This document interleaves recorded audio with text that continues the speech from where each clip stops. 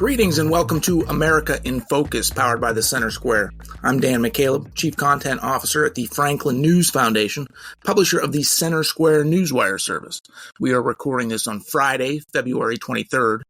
James Biden, the brother of President Joe Biden, testified behind closed doors this week before a congressional committee in the ongoing impeachment inquiry into the president over the Biden family's business dealings overseas. Joining me today to talk about this latest news is the Center Square's Washington, D.C. Bureau Chief, Casey Harper. How are you, Casey? Doing good, Dan. How are you? I am doing well, thank you. So I know the testimony was not open to the public, Casey, but what did we learn after the fact? Sure. So there was some leaks of, for instance, James Biden's opening testimony that came to the media and were widely reported on.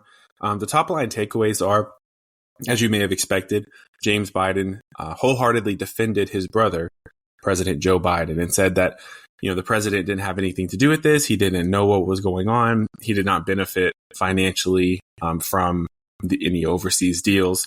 And of course, just to catch our listeners up, the allegations are that, spearheaded by Hunter Biden and also helped by James Biden, who testified, the president's brother and the president's son. They went all around the world overseas using the Biden brand when, President Joe Biden was vice president and after he left the White House. And they went around the country. They went to adversarial nations around the world, and nations like China, Russia, Ukraine, and others, and made deals, got big deals, raked in, the figures change, but more than $20 million to about 20 bank accounts. And, House Oversight Chair, Representative James Comer, Republican of Kentucky, says that, there's kind of this scheme to get the money in these bank accounts, shuffle all the money around so it's impossible to track it, and then have the money come out to a family member who then would give the money to President Biden. We do have two checks for $240,000. Totaling $240,000 that did go to the president. Those checks were called loan repayments in the memo lines, but Republicans say that, that there's a lot of fishiness going on right there. So, there are other things we can get into the details of. We have a testimony of a witness who says that the president called into business meetings many times, called Hunter Biden, his son, in business meetings and was put on speakerphone before a lot of potential, business partners, you could say. There was also meetings. The timing is very interesting. There was also, President Biden's role in affecting a Ukraine prosecution against an energy company that his son sat on the board of. So, there's more details here, but overall, these allegations have been building. Evidence has been building, but the president's brother came in this week and did his best to exonerate the sitting president. James Biden, the president's brother, his testimony also came after revelations that that a former FBI informant who had provided some testimony against the Bidens, that he was indicted. The Department of Justice charged him with saying he lied to the FBI and worked with Russian intelligence. That's sort of a curveball for the Republicans who are investigating the Bidens.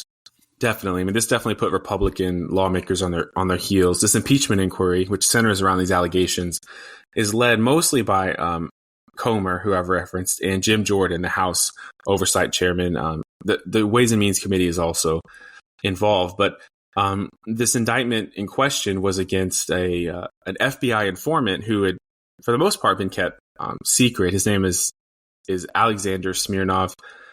He had worked for the FBI. Seems like for over a decade, he was paid by the FBI to be an informant, and he filed this informant document, essentially saying that Biden and the president and Hunter Biden received millions of dollars in payments. And now the DOJ is indicting him basically for lying to the FBI. And so, it's definitely politically, it's a bad look for Republicans when one of your best witnesses is indicted, of course. But Republicans were really defiant and said, hey, obviously, if this isn't true, then we want to get to the truth, and that's fine. But there's plenty of other evidence corroborating this case. So, and I think that is true. I think, the Democrats were immediately saying this all needs to be thrown out. This is the smoking gun showing that this whole thing is Russian disinformation, which has really been the line from the beginning, Dan. If you remember, when Hunter Biden's laptop first came out, the mainstream media, New York Times, and others, and even Twitter, at the behest of the FBI, said that this whole story was Russian disinformation, and the laptop did not exist. Of course, now we know the laptop did exist, and the media and Twitter was really wrong, whether they knew it or not. But whether it was intentionally lying or just inaccurate, they were wrong about that. So that's been the story from the beginning, though, that this is Russian disinformation. So that narrative is popping up here again. But Comer in particular and Jordan defended the investigation. They said, the facts of the case are the same, even without this witness to corroborate them. We know that Hunter Biden was on the board of Burisma. We know that the president interfered in Ukrainian affairs on behalf of an energy company his son was connected with. He said, we know that Hunter Biden wasn't qualified for that board, which you can debate that a little bit. We know that we have these copies of these checks. We know that we have this millions of dollars coming in. So it's definitely a bad look for Republicans. It's definitely, it hurts the credibility of the impeachment inquiry. But there's still a lot of evidence that was not relying on that particular FBI informant. And the ongoing impeachment inquiry into the president, of course, comes as the U.S. House has already impeached Department of Homeland Security Secretary Alejandro Mayorkas over the border crisis. Mayorkas now awaits trial in the Senate, where Democrats have control. There has been no information about, when the Senate will conduct its hearings on the House impeachment of him.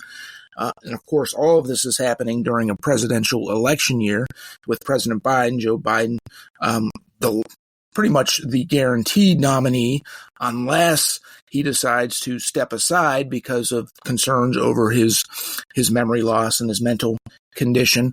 And President Donald Trump, former President Donald Trump, who there's a primary in South Carolina this weekend, is the almost assured nominee on the Republican side. So how does this impeachment inquiry, briefly, Casey, how is it going to impact the overall presidential election? Right. I mean, this is interesting times. Two impeachments currently underway. One actually, across the finish line, and Biden's, it's underway. Trump faced his own impeachment proceedings and now faces nearly 100 criminal charges. So I think in some sense, these things can kind of wash out and cancel each other out in voters' minds, because it's hard for either candidate to say the other is corrupt. I mean, it's hard for Trump to go after Biden's corruption, although he does, when he faces so many of his own charges. And the same for Biden. I mean, Biden can't attack Trump too much for any corruption because he faces so many allegations of his own. And so I think they'd rather talk about other things. Trump would rather talk about the border, and Biden would rather talk about abortion and defending democracy. And they're both going to try to hammer those messages. I think Trump has his favor right now that the Roe v. Wade case is becoming increasingly in distant memory, although it is very important to some voters. Meanwhile, the border crisis seems to only be getting worse every day heading into November. That's what he's going to try to talk about. And if he can avoid some kind of conviction, I think he'll be able to have some of these legal proceedings against him be a non-issue, as long as a conviction doesn't come in. Well, thank you for your insight. As always, Casey, listeners can keep up with this ongoing story and more at thecentersquare.com. For Casey Harper, I'm Dan McCaleb. Please subscribe. Thank you for listening. Some people would call him a loser. He ran for state office. He was beaten. He started a business. He failed. He ran for Congress. He lost. He was nominated for vice president. He lost again. But he knew only those who never tried are the real losers. And Abraham Lincoln was no loser. Persistence. Pass it on. From the Foundation for a Better Life at